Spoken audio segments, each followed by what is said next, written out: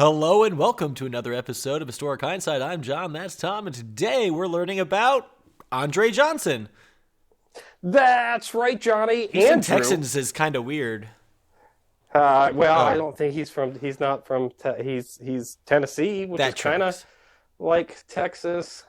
And it's Andrew Johnson, who is our unelected 17th Is it? president of these United States, who ascends his throne after Abraham Lincoln gets domed.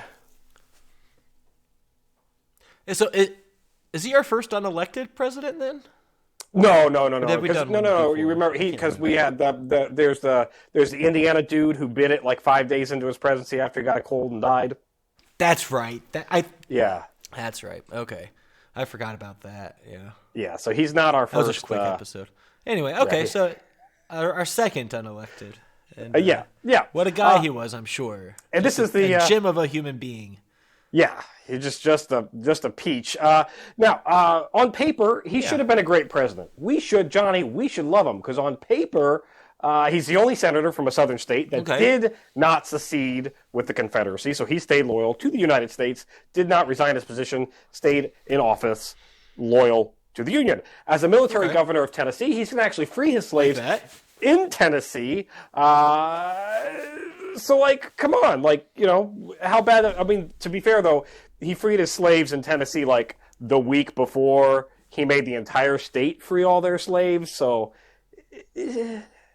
take that. So he freed his slaves before it was even mandatory for him to free his slaves. That's true. He did it out of the goodness of his heart, and he wasn't forced to because of the law. That's a nice thing to do. Yeah. So let's speak better late than never. We start with every president, like we always do. Slavery, obviously, he owned slaves. He owned 8 slaves, in fact. The man is a little bit of a hypocrite he got rid of him. He used to got rid of him. He's a little bit of a hypocrite because he likes to be like, I'm the poor guy and I rose and I don't like the aristocracy and down with the aristocracy. But then he starts buying people and he becomes a member of that feudalistic aristocracy. South. Yeah, well, I mean that does happen.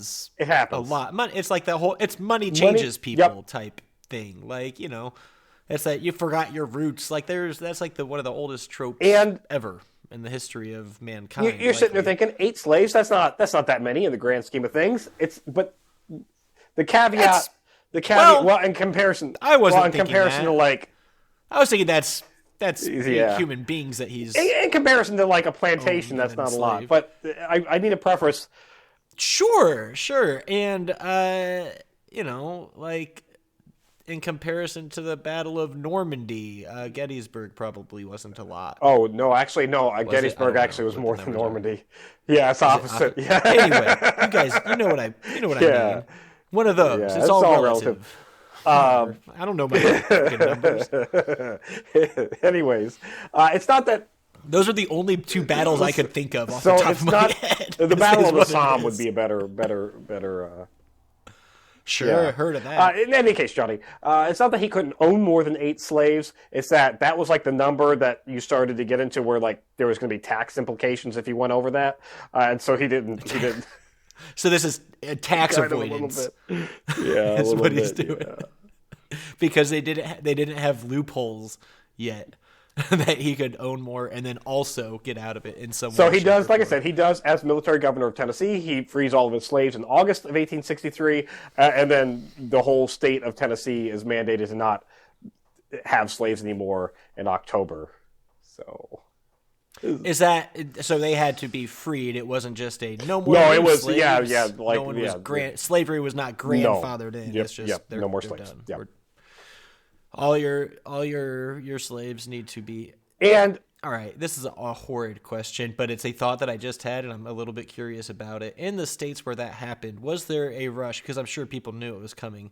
To sell their slaves? Or was there something to prevent that before? So, yes. So, in in areas where there was deemed like there was going to be a potential like that slavery might become illegal, there was in fact rushes to sell slaves.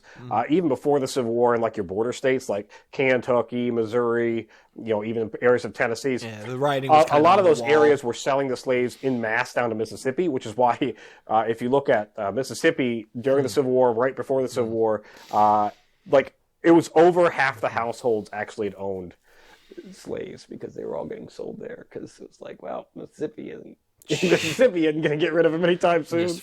Yeah. Nah, they just flooded the market down in Mississippi, and everybody could afford them. That's beautiful. What a nice piece of content. In case you were thinking, well, Andrew Johnson doesn't sound like he's too horrible yet in regards to, I mean, yeah, he owned people, but he freed them. No, he's been great so far. He was a horrendous racist. And I don't mean like, it's just, there's product of the time. I mean, no, Johnny, and this is a direct quote that he said. This country is for white men, and by God, as long as I'm president, it shall be a government for white men. As long as he's president, and then for the fucking next 150 years, fought. He very much fought against free slaves from getting equal rights under the citizenship. He fought against them to be able to vote, let alone them to be able to run for office. Yeah, he was very much an awful human being in that regards. Now, Lincoln picks him as a VP. Also, can we kind of nip that product of the time thing in the bud? Because, mind you, a war is being fought right now to end slavery. So, like, there are people who are like, they're us. They're fine. Like, they're people. Don't like that. Should have all the same. All the same. Not women, but same men. Because it's spoiler. Women don't get those rights until 1920. After we give them the right to vote. They only get that after they can have the right to vote, that becomes in the Constitution and all that stuff, that they have equal rights. That's equal rights under the laws, kind of. It was the 1970s before a woman could have a bank account without a man. Yeah, it's pretty. Its name. It's pretty bad. It's also not until the 1980s. That's why jewelry was popular gifts for women, folks. Everything. Anyways, Johnny. That's off topic. God, you know what? That's off topic, but we gotta. Anyways, we'll do an episode on that later because you're not. That's that's what I'll. Maybe teach me on that one. That's what I'll teach you about. Okay. Now, in any case, anyway, you might be thinking, hey, back to this scumbag. It's a little weird that Lincoln would put him as his VP because he's a Democrat and he's very much racist. Right. He's very much still a slave owner and kind of forced slavery as a whole. He's only getting rid of it because he kind of has to. So why on earth would Lincoln? Well, it's because Lincoln was unjustly afraid that McClellan, for some reason, might win the election, and so he went across the party lines to get a Democrat that was a war Democrat who's like, the war's okay, we'll keep fighting it, to get the Democrat votes, which he did. He won, so you could say it worked. He could have had Cassius. He could have had Cassius Clay. Was that a common thing? Clay. How Muhammad Ali? Muhammad Ali. You could have a Cassius Clay. Holy, that would have been sick. But instead, we get this guy. How common was that? Instead, this. It's not. So obviously, it's a lot more common than what it is today, but it's not common. It's not sure, because it doesn't happen today. Yeah. It wasn't standard practice. So in the first few presidents, I think it was kind of like there was this general rule of thumb, like the vice president was just the person who lost the election got tacked on, which that didn't work for obvious reasons. Yeah, that's a bad way of doing things. There were definitely a few candidates that were like, I'll go across the party line, especially when I wouldn't mind seeing that today. To be honest, bring that back. Yeah, right. There's also a point. I mean, it's a shit show anyway. Well. Yeah, let's make it fun. Take bets on how long it's going to take for the vice president to murder the president. Days. There were definitely some, especially it was a little bit more common when there was, we always kind of sort of had a two-party system, but in previous elections, it was a lot more common for third or fourth parties to be running. So in that case, it wasn't particularly uncommon, all right, well, I'll merge these two parties together by Well, and it was also the third party could really fuck shit up. Way worse now than they could now it's not.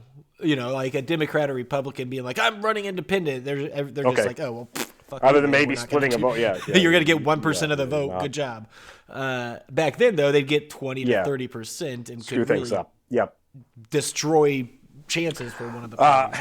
Now, once he gets tagged as VP, Johnson's going to immediately ruin his reputation by getting blackout drunk right before his, the address to the people after being nominated as VP. Now, he did it. He wasn't really a drinker. Okay, he wasn't really a drinker, but he had a bit of a cold like I do now, and his idea was, I will drink whiskey about it. He was on medication. A bit. He was heavily medicated, yeah. Tommy. You're not allowed to make fun of people being heavily medicated. He was very... Like, you can't, that's just... Sorry, he was trying to take care of his illness. He was... The only way they knew. Very, very heavily medicated to the point where he forgot people's names. His speech went on and on. It was meandering. Like, people try to pull him off stage, and he's like, no, and another thing. So Why did we let the VP talk so long? Like, shouldn't he have just been background? Picture this, me and Johnny as, being a president and vice president, just getting drunk and meandering up there. That was his speech. Which it ruined his reputation at the time. And then, it's not like he has any time to rebuild it because they get into office in March and Lincoln gets assassinated in April. So at this time, who is Lincoln's? Did he ditch a vice? Yeah. He got rid of the vice president in the previous election. I don't remember what the fuck that guy's name is. Yeah, he's out. He just ditched. Now, how often does that happen? Like, it seems like usually it's. Today, anyway. If you have it's not common now, but it's more common then. Right? It did happen, although again, it's not like every president did it. But it was a clear dump and grab. It was a dump and grab. Yeah, that's all it was. Was a dump and grab. It was a dump and grab. That's all it is. Okay. Now. Instantly after Lincoln gets assassinated, the Civil War's over, we jump right into Reconstruction. So, to Johnson's credit, you've got no time to prepare. You weren't elected as president. You're now a president on a party that's on the opposite side of your spectrum. And now we have Reconstruction. And at first, it looked like Johnson was going to handle the thing really well. Punish all those fucking traitors. That was his original, we're going to make them pay. And then, it doesn't. Including, he goes after, after Lincoln gets assassinated, he hunts down anybody that even might have thought about saying anything illicit against Lincoln and might have even remotely been a part of said conspiracy against killing Lincoln, including arresting Mary Surratt, who was a hotel owner whose son was a part of the conspiracy. And so they say, oh, well, because he's your son and he stayed at your hotel. She has a criminal. You must be a part of it as well. And they put her on military trial. Yeah. Fuck your habeas corpus. Fuck all of that. She gets no, as a civilian woman, gets thrown in front of a military tribunal. Sure. This sounds a lot like Lincoln. Yeah, no, and that's fine. I'm painting a picture. So he's doing, I'm painting a picture. Yeah, no, I get it. Yeah. Yeah, I'm just saying, so far, he's doing a bang-up job as far as the administration is concerned. Mary Surratt, whether she was guilty or not. A conspiracy, she was. She housed criminals and was clearly part of. 5 members of the military tribunal that did find her guilty went to Johnson and said, "Hey, look, yeah, she's guilty, but don't hang her, man. She's a civilian. We did this all through a military trial. It's going to be." I'm sorry, we hang traitors. No, I know, but they're it's going to be bad. It's going to be bad press. And then Johnson goes, "Fucking hang her, anyways." And the hanger. I mean, he already ruined his reputation, so now he's got to try to get it back. And what does America hate?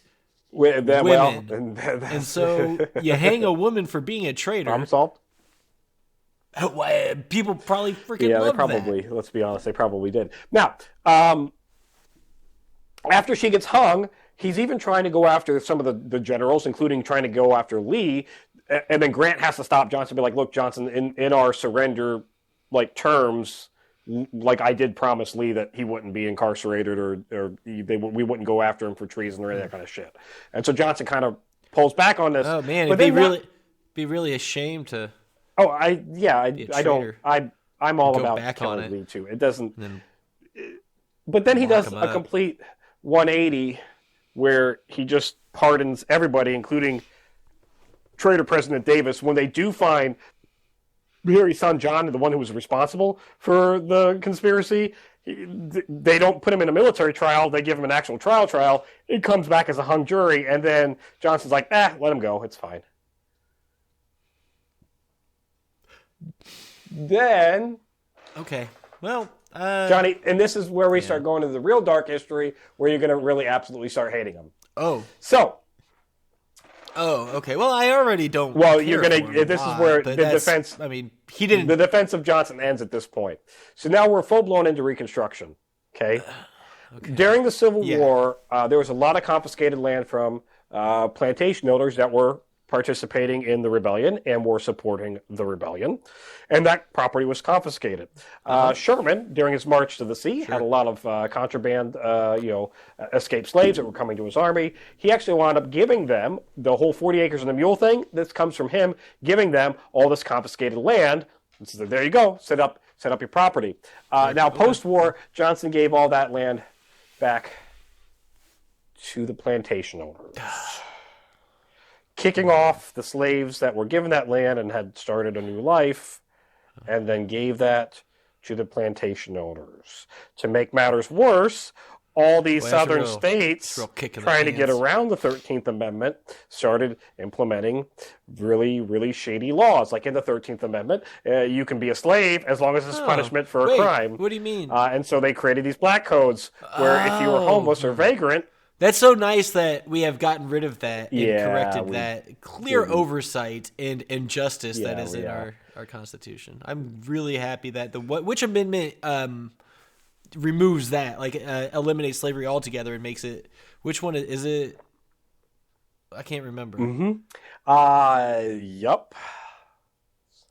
The reason for-profit prisons still exist, Johnny. Oh. Yeah. Anyways, so hey, why are people of color arrested at such a higher rate? That would really weird. Yep.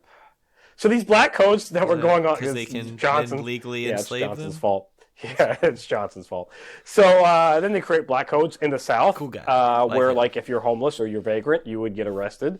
And then now all of a sudden, all the people who had owned land because it was given to them during the war as war reparations now don't have land and don't have. Oh, so now they go right back and. Oh no! They now go where to do they jail go? where they become slaves again. Oh, where's your home? Oh, you don't have a home. Well, guess what? These jails, they just sit around all day and just have to do nothing. Yep. More to the point, Johnson does absolutely nothing in Reconstruction to stop the existence of things like the KKK that forms and starts lynching people or just capturing people and throwing them to slavery. There are things like internships that exist down in the South, which is slavery with a different, like legitimately slavery with a different, they were going to homes and ripping children out and like, you're now a farmer intern, go work in the field for me. And Johnson did fuck all to stop any of that. He does everything in his... Okay, and also the local governments and also the state governments and also the county. Like nobody, and the neighbors and the other people.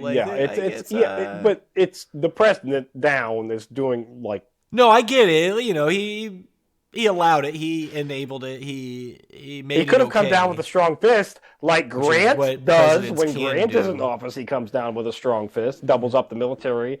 Grant, but that's a future. Grant's a future one. We'll get there. He's United States Grant. Yeah, we'll get there. We'll get there. Oh, cool.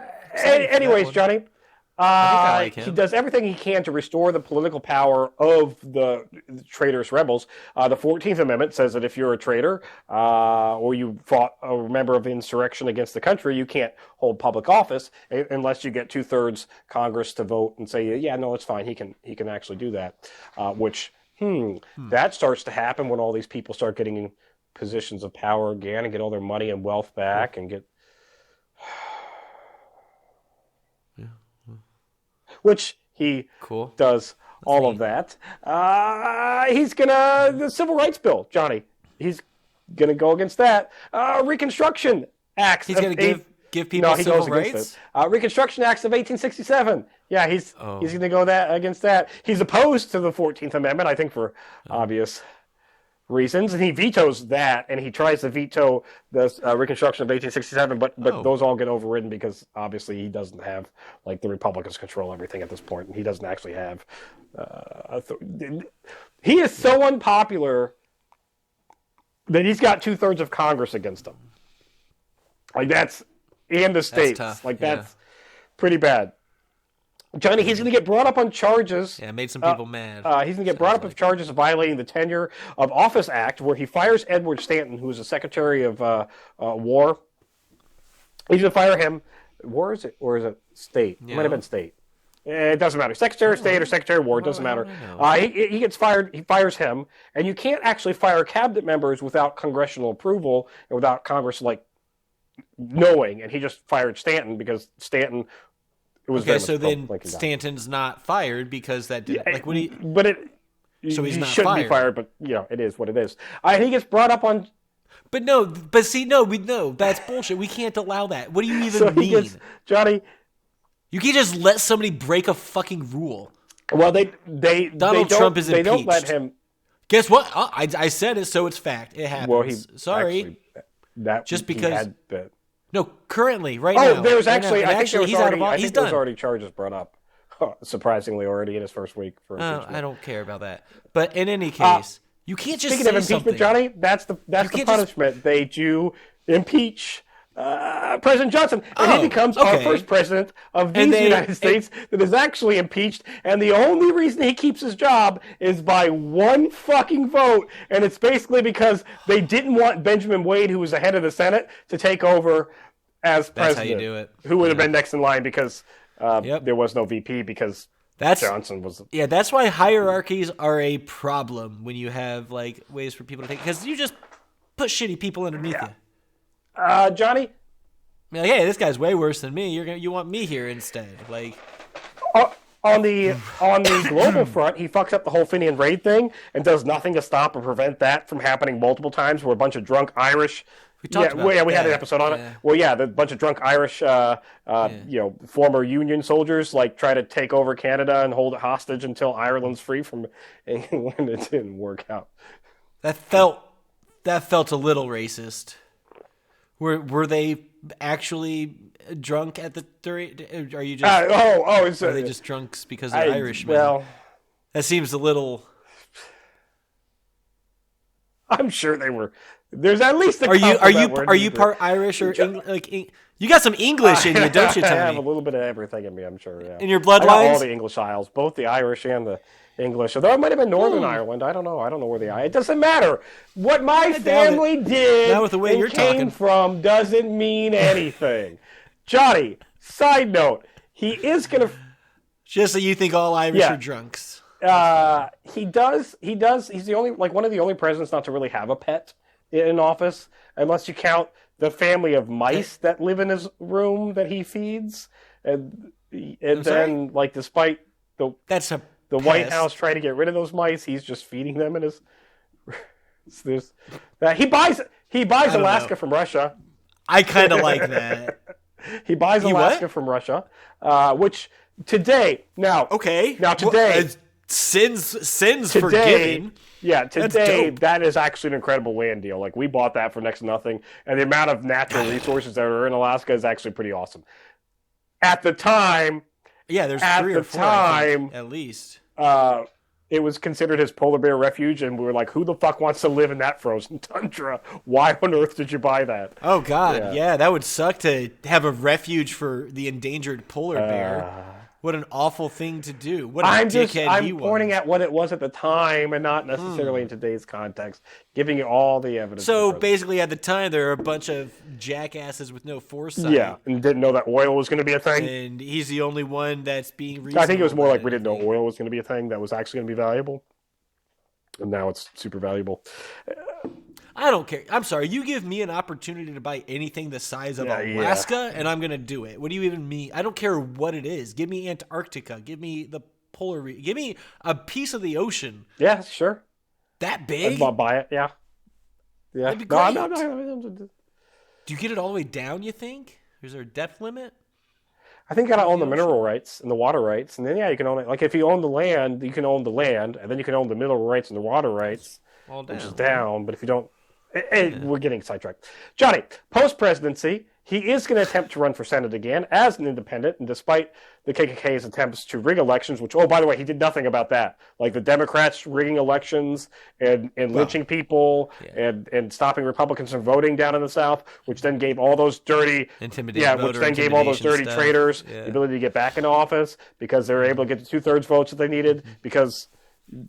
preventing anybody else from voting. Yeah, despite all that, he loses his first bid to get back into Congress. He will get his second bid back into Congress, but that's only because basically he splits the Democrat, like the post-war traitors. He's the one that ruins None of them could decide which post-war traitor they wanted the best, and they're like, well, I guess he'll do. Yeah. And so he gets elected. So we had a survival of the fittest democracy back then. Kinda, a little bit today, because there's still some of that. But mostly back then, it was like, yeah, you can vote. Go ahead and vote. I'll kill you if you vote for the wrong person. We complain now about mail-in ballots. Imagine going to the ballot box and being like, there are no Republican tickets, and some dude with a fucking shotgun is sitting there going, are you sure you want Republican tickets? Because we ain't got none. Yeah. Would you like to request one especially? Are you certain? Like that's, yeah. I think you might need to turn around and leave. That's what that was. Now, he will be elected on a second attempt. Mainly that's because the black vote was all but eliminated. Quite literally. Yeah. Oh, so, he slips in. Because they're uninterested in the process of democracy. And they would much rather go back into slavery. Yep. Right? They liked it. Right? Weren't they happy? Some of them liked it. Yeah. Some of them are they wanted to do it voluntarily afterwards. So he is elected on March. Sure. Is it because that they never gave them any skills and they didn't allow them any opportunity to be able to live outside of slavery? Maybe. And then they would be homeless and then be arrested and put back in slavery. Anyways, Johnny, he's elected March 5th, 1875, but that position was short-lived because he returns home during a recess in July of 1875, convinced that his opponents are defaming him for the Ohio gubernatorial race. So he travels back to Ohio, gives speeches to reclaim his name, then has a stroke in his daughter's house on July 28th, and then refuses medical treatment, has another stroke on the 30th, and then dies. That's his. Okay, well, so he got so upset that people were talking bad about him that he gave himself a stroke. Basically, that's I'm so bad. That's whatever. I can't make my face. Your face. I don't know what a stroke thing is. Face goes droopy. Yeah. It's left side, right? Because there's like an acronym. Well, I think it's usually left side. Yeah. To know. I don't know if it's necessarily left side. It's like there's like a. What's the acronym for? We could use this to educate people on signs of a stroke. I can tell you that when I had my mini stroke-like thing, my vision went out on my left side. My tongue and my mouth went numb on my left side. My hand, my arm, like everything on my left side went numb. Mm-hmm. And it got real hard to think. Be fast. Balance loss, eyesight changes, face drooping, arm weakness, speech difficulty. Yep. Time to call emergency services. I did not call emergency services. So I continued to work and had a meeting at work. And people were like, what the fuck are you saying? I think you have a problem. And then they drove me to the hospital. Where they were so compassionate that they just like dropped me off at the door. They didn't like walk me in. They just like, here you go. Well... I mean, you were still trying to be in a meeting, so like, how bad could you have been? What did you want them to do? Put you in a wheelchair? Like, what do you want? They probably saved your life. That's it. That's President Johnson. He's a fucking piece of shit human being. Goes down as at least top 5 worst presidents of these current United States. That's it for this week in Historic Hindsight. Thanks for listening. Be sure to subscribe, rate, and review, and join us next week. Or maybe, I don't know, we'll see when it is. Maybe a couple weeks. But anyway, next time, when we talk about something else that's also interesting and fun. And if you're still here, check out our Patreon, where Lieutenant Tommy is going to do some stuff for you. Give him $1 and you can join a chat room. Give him $5 and you're going to be able to listen to what happens after I'm done talking about this and before we record the next episode. So if you want that, give him $5. It's pretty dope. It'll be fun. I don't know.